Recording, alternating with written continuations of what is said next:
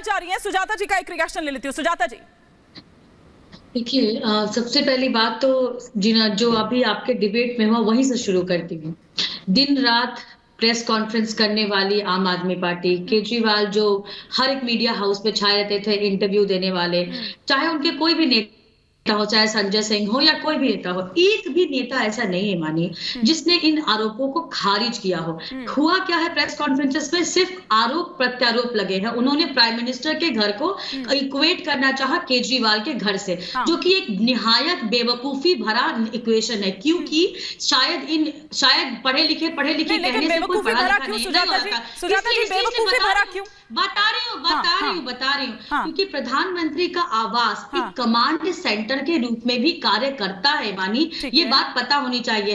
In case of emergency and contingency ये एक command centre की तरह काम करता है, जहां से परमाणु मतलब ऐसे किसी जब देश पे हमले हुए या कुछ हुए तो उसमें वो कमांड सेंटर की तरह काम करता है। इसलिए प्रधानमंत्री आवास की जो इक्वेशन है वो हम मुख्यमंत्री के आवास से क्वेश्चन नहीं कर सकते। सुजाता जी, ठीक बात है, लेकिन एक और चीज मैं ऐड ऑन करना चाहूंगी जो शायद आप भूल रही हैं। गुजरात में एक बुलेट प्रूफ सीएम हाउस तैयार हुआ था, याद होगा आपको। मैं इससे ज्यादा इस पर कुछ कहना नहीं चाह रही हूँ, लेकिन वो कब हुआ था, वो कैसे हुआ था, और उसके लिए क्या मायने अलग थे और यहाँ पर मायने अलग हो गए हैं? कैसे ये तय होगा कि कितना खर्च होना चाहिए, कौन करेगा, क्या करेगा?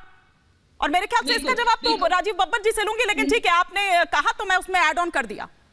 नहीं, क्योंकि आपने ये सवाल पूछा है तो मैं आपको ये बताना चाहती हूँ। देखिए, यहाँ बात किसकी हो रही है? बात हो रही है यहाँ पे पॉलिटिकल हिपोक्रेसी की, आइडियोलॉजिकल हिपोक्रेसी की। यहाँ पे बात हो रही है मोरल हिपोक्रेसी की, कि आप वो एक ऐसा व्यक्ति जो कि अन्ना मूवमेंट से निकला हो, इंडिया अगेंस्ट करप्शन से निकला हो, जो लोकपाल की बातें करता हो, जो शीला दीक्षित के एसी गिनता हो, उनके बाथरूम में लगे एसी की बात करता हो, यहाँ पे वो आदमी, यहाँ पे जो वैगनार वाली नीली रंग की वैगनार से घूमता हो, 100 रुपए की चप्पल पहनता हो, 45 रुपए का मफलर लगाता हो, और कहता हो कि भैया मुझे 4-5 कैमरे का मकानी चाहिए, हाथ फैलाने के लिए उतना ही सही है, सिक्योरिटी नहीं लूंगा, ये नहीं करूंगा, वो नहीं करूंगा, और वो उन सारे बातों से मुकर जाता है। देखिए, दिल्ली की यहाँ पे एक सज्जन थे, वो कह रहे थे दिल्ली की जनता बहुत खुश है।